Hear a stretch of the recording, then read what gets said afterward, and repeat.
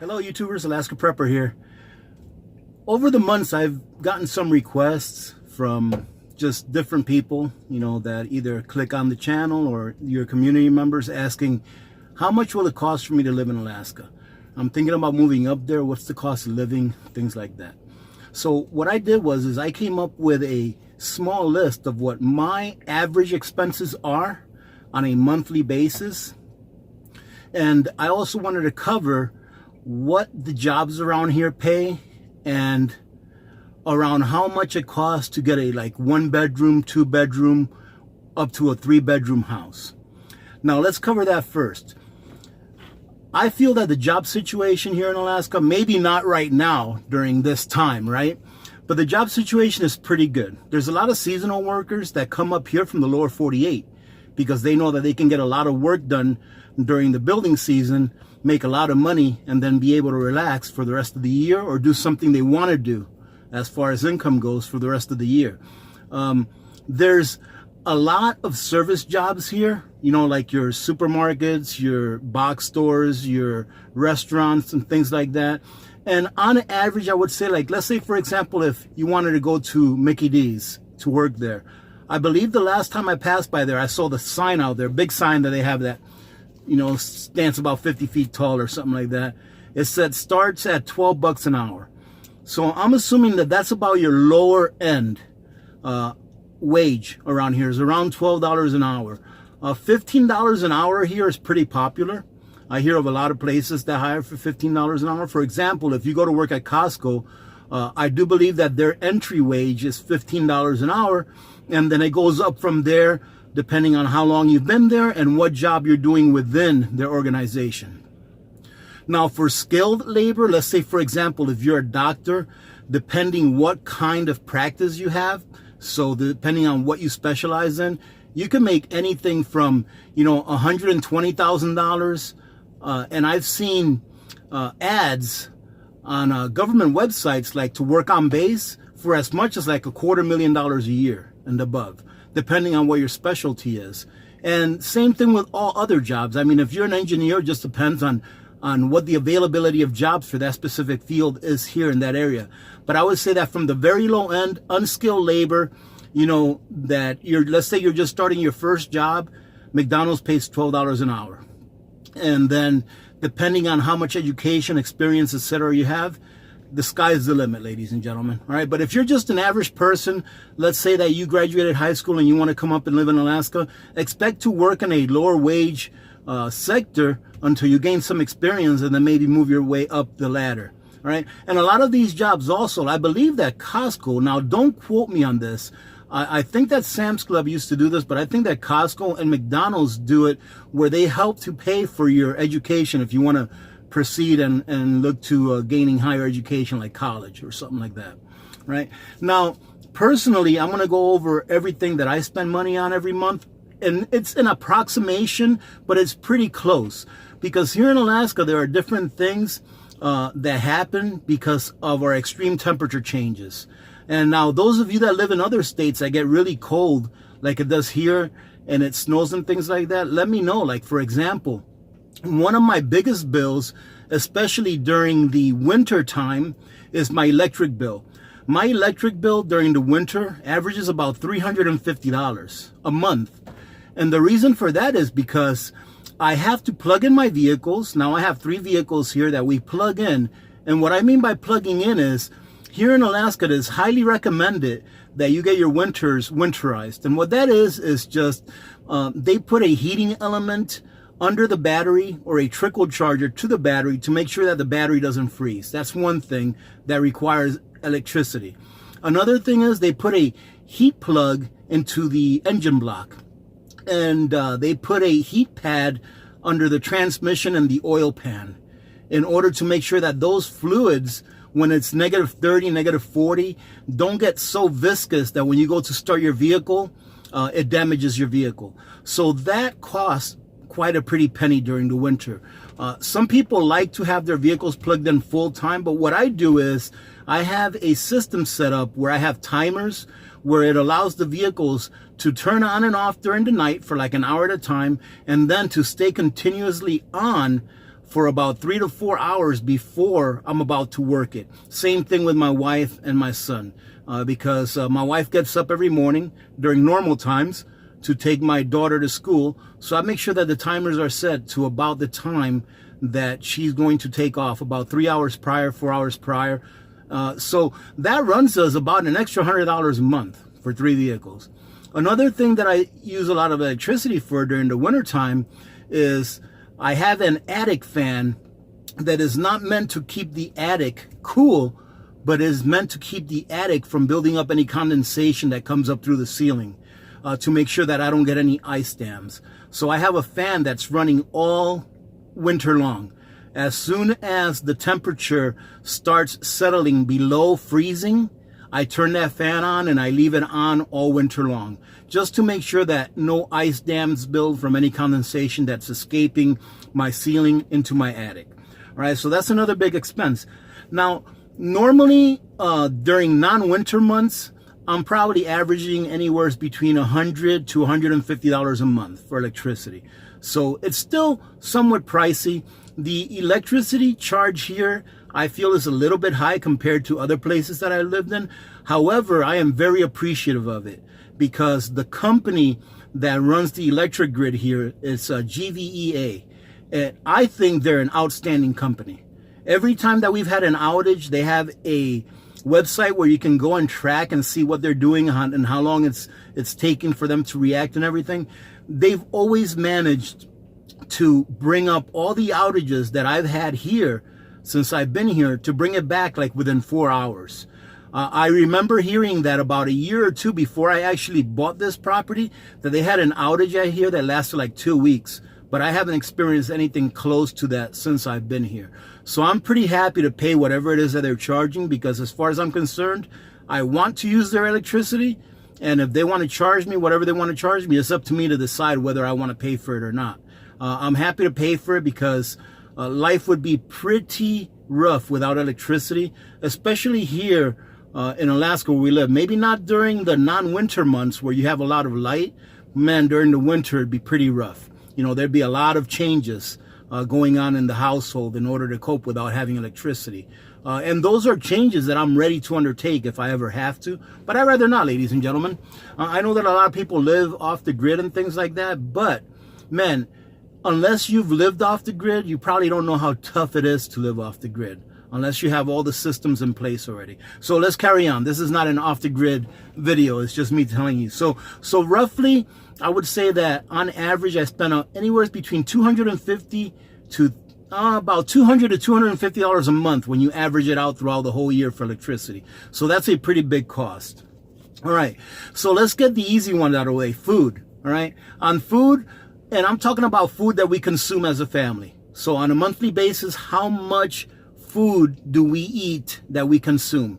Not payday preps that you see me use to put back into my pantry and stuff like that I've used up. This is just food. So if I had absolutely no food in the house and I had to go out there and buy it every month, you know, let's say if I was living week to week and I had no preps, we spend roughly about $150 every 2 weeks on food. So let's say about $300 a month on food. Gasoline during normal times, spend about $400 a month on gasoline between me and my wife.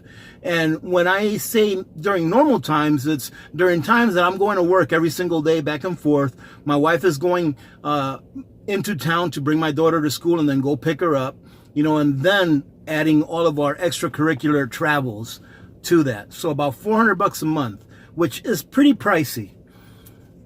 Let's see. Every year we have to, and actually you see these tires back here? I'm getting ready to take this truck to go get my tire changes done on the truck. So every year we have to do 2 tire changes. We do one right before winter and we do one right after winter. All right, so right now I'm getting Mrs. Alaska Prepper's truck. Her tires are getting done right now, and I'm getting ready to take this one in to exchange vehicles and have them do my tire. Well, every time we do it, it's about $150 for both vehicles.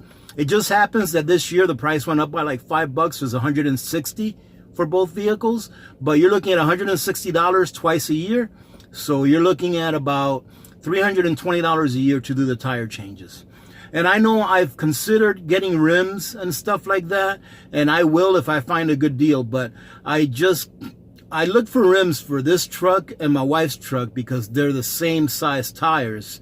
And you're looking at $1,000 for a cheap set of rims. All right, so once I come across a good deal, I'll go ahead and grab one. Grab a set for both if I can. All right, let's see. Heating fuel. So I just tallied up what I spent for this winter. Now my stove is still running because right now it's only 29 degrees outside.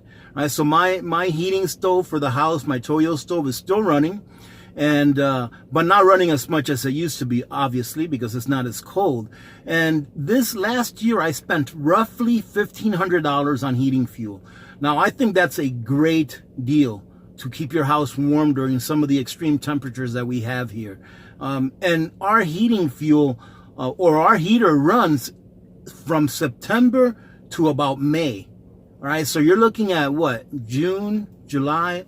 You're looking at our heater running roughly 9 months out of the year, but some of those months it runs a lot more than the beginning and the end. But yeah, it's being run about 9 months out of the year roughly, and $1,500 for fuel for that entire time. I think it's a great deal. Liquid propane. We use our liquid propane right now mainly for our gas range, and we only probably spent about $200 a year. Auto insurance up here is not really bad if you have a good record and depending what kind of vehicle you drive. Right? I drive a 17-year-old vehicle, my Suburban. My wife's truck is almost 10 years old. It's just shy of 10 years old.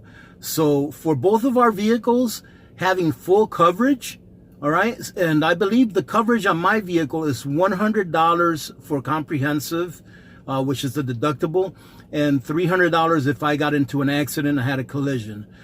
Same thing with my wife. So having full coverage and having really good coverage, we spend about $50 a month per vehicle. So we spend about $600 a month. I'm sorry, $600 every 6 months for both vehicles. So $100 a month. And then again, you have to remember, I have a really good driving record. My wife does as well, and we drive older vehicles. You'd have to take into consideration what type of vehicle you have, your age, your driving record, and all that kind of stuff, and how much the vehicle is worth. We spend about $100 a month for dental insurance. Don't hate on me for this one. I spend about $50 a month for health insurance. And the reason I said don't hate is because that's a very low price. But you have to remember that I'm retired from the military. And when you retire from the military, you have the option of using their medical coverage, which is TRICARE, which means that I get to go on base and use their medical facilities. And I only have to pay a premium of $50 a month, plus whatever costs may fall outside of their system. So let's say, for example, they send me to a specialist outside of their care facility. Pay like $30 or $31 per visit if I go outside to see a specialist, which I'm not complaining about. I think it's a great deal. Now, phone and internet is actually pretty pricey, and I don't have any fancy coverage. My internet coverage, sorry about that, my phone fell. My internet coverage is pretty pricey, but it's pretty much the only thing we can get out here. I mean, we can go with different companies. I think we have AT&T, we can go with Verizon, and I think there's one called GCI, but they're pretty much all the same as far as I'm concerned, as far as how much they cost and what kind of coverage you have. So I pay for phones and internet like $200 a month. And another thing that I almost forgot to mention is we spend probably about $50 a month on pet food and pet whatever. For example, here just the other day, we took Pebbles in to the vet to get her chipped, and we paid like $25 for that, right? So, there's things that you have to budget for that you don't know what they're for. They're just Murphy's Law, right? Something that you maybe forget, or something that comes up out of nowhere, which brings me to car maintenance. Now, both my car and my wife's car, they're both paid off, but I always put aside a couple $100 a month for car maintenance. And that's for anything. Because the way I figure is, even if you don't have a car payment, you should act kind of like you have a car payment. I'm not putting away $800 a month, into a box, making believe it's a car payment, because that's about how much it would cost for me to buy something that's pretty new, that's comparative to what I have now. But I like to put away a couple $100 a month, because something always comes up. And I always tell myself, when something does come up that I have to fix, would you rather spend a couple $100 a month to keep this vehicle running, or do you want to have a new vehicle payment and not have any headaches? Well, I'd rather put away the couple $100 a month and keep this vehicle running as long as I possibly can, as long as it's safe, and as long as it's not costing more to fix it than what it's actually worth, right? So about a couple $100 a month is what I spend on that. Now, there's always things that come up, ladies and gentlemen. This right here, with everything that I told you, comes out to about $1,900 a month, all right? One thing that I forgot to mention is in this area, home insurance runs about $500-600 a year, okay? And depending on the value of your home, of course. And the prices for getting like a 1-bedroom, and the reason I know this pretty current is because I was looking at Zillow here not too long ago for a buddy of mine that's moving back up to Alaska. And on Zillow, I got on Zillow over here for this area, you're looking at about $800 a month or so for a 1-bedroom apartment that's not fancy, all right? 1-bedroom apartment, and they usually cover the heat, and you have to pay for your own electricity. So if you're looking for a 1-bedroom apartment, you're probably going to look at about $1,000 a month once everything's said and done. For 2-bedroom, you're looking at about $1,200 or so a month. And for like a 3-bedroom house, you're looking at anything between like $1,500 a month. You can spend as much as $2,500 a month, depending, you know, how nice the house is, where it's located, and everything like that.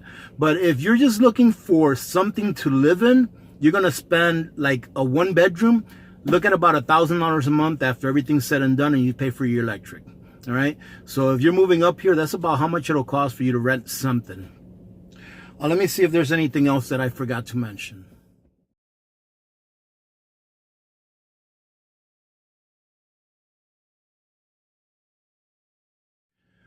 I think that's it, ladies and gentlemen. That's about it. I'm not bragging here, okay? But I know some people may ask because maybe they just came onto the channel. But I don't have a mortgage, so I don't have a mortgage to worry about. But when you put everything together and you're looking at that, it costs me around $1,900 a month for everything, you know, for a family of 4. You can really say 3, really, but you can say 4 because Victor still lives with us. It's cost me about $1,900 a month for a family of 4. And that's doing nothing else. That's not going out to eat if we want to go grab a burger or something.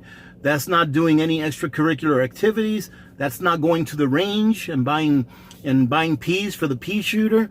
That's doing nothing. That's just living. Okay? It's about $1,900 a month. Now, if you throw a house payment or a rental payment on top of that, you're looking at about a good $3,000 to $3,500 a month just to live. Okay? So take that into consideration. It's not really very cheap to live up here. I'm sure that there's other places that's more expensive. And then again, it's just going to keep getting worse as time goes on. You know, as the dollar keeps getting printed out of thin air, things are just going to keep going up in nominal price. So, you know, that may sound like a lot to some people. It might sound like it's not that bad to some other people, but that is what it is. For me, I can't complain. All right. The Lord has blessed me in many ways, and I am very content with where I am. But, you know, take into consideration Murphy's Law also. This is not financial advice, but please remember that if you're going to make a move, or if you're going to, you know, be trying something new, like come up here for 6 months or come up here for a year just to try it out, or to come up here and move, try to have a safety valve in your plan. And what I mean by that is this: try to have a little bit of money saved up to the side for emergencies. You never know what can happen, especially if you come up here and you really don't have any family or anything like that you can fall back on. Make sure that you have a plan, and make sure that you have an emergency fund just in case, that can take care of you for a month or 2, preferably up to 6 months. All All right, ladies and gentlemen. So, hey, having said that, I hope that you got something out of this. If I forgot to mention something, like what does it cost for this or for that, leave it in the comments and I'll try to answer it. Right now, times aren't really like they normally are. For example, gasoline is like $1.70 a gallon here. Normally we're paying $3.25, $3.50. Somewhere in that area is usually what I've come to be not comfortable with, but used to paying. All right, so I'm used to paying anywhere between like $2.50 to $3.50 for gas, going up and down throughout the years. So that's about how much gas is. Let's see, if I go to a restaurant and get a burger meal, for example, a couple days ago, I told my wife, hey, let's go to this place over here that have these really good burgers, and they have carry out. For a burger, which is a decent burger, I'm not talking about a classy burger where, you know, you go to a restaurant and, you know, a $75 burger. A really good burger that comes with some fries and it comes with a drink. $14. All right, for a burger, some fries, and a drink. A good burger at that, but that's about how much it costs. If you go to McDonald's and get a #1 here, I think it's just shy of $10 for like a Big Mac, fries, and a soda. It's like $10 or $11, something like that. But if you want to go to a restaurant and probably have like a steak, let's say if you want to have like an 8-ounce steak or a 10-ounce New York strip with the sides and everything, you're probably going to spend about between $25 and $35 for one person. So that's about how much it costs. The last time I went to the movies was probably over a year ago, but I remember the movie tickets being like $16 for one person. And let's see, for a medium popcorn and soda, about 16, 17 bucks. It was about the same price as the movie ticket. And everyone knows that those things are a lot more expensive. You know, I like a movie theater. That's why you sneak in your own stuff. I didn't say that. What else? You also have to take into consideration where you're going to live. For example, I need to snowblow around here, so it costs me a little bit of money to put gas in my snowblower to keep it maintained. We pay someone here. Me and one of our neighbors pull together to pay somebody to come and snowplow our road a few times a year. You know, just doing the snowblower doesn't really work that great because sometimes I can't snowblow the snow that same day because I'm working, and the snow gets hard and I can't get as much of it.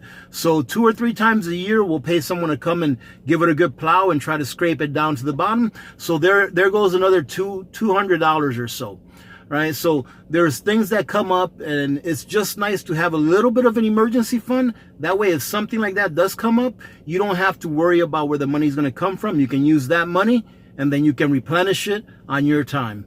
All right. All right, ladies and gentlemen, I think that's it. I'm going to stop talking because you guys know I can talk.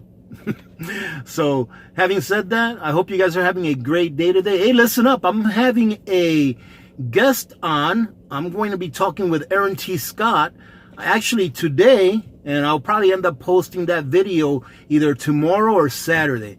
I have another payday prep video as well coming up, and the reason you see me doing a payday prep like one week after another is because these are things that I ordered a while back that just got here.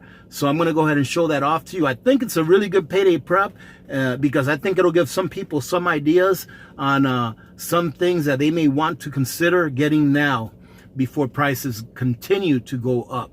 All right, ladies and gentlemen, I hope you guys have a great day. Have a great rest of your week. We will talk to you later. Remember to be good to each other. When people do good things happen. Remember to reach one, teach one, and repeat. If we all did this, the world would be a better place, and you know that it will be a better place. Many blessings to all of you and your families. I'm the Alaska Prepper, and I'm out.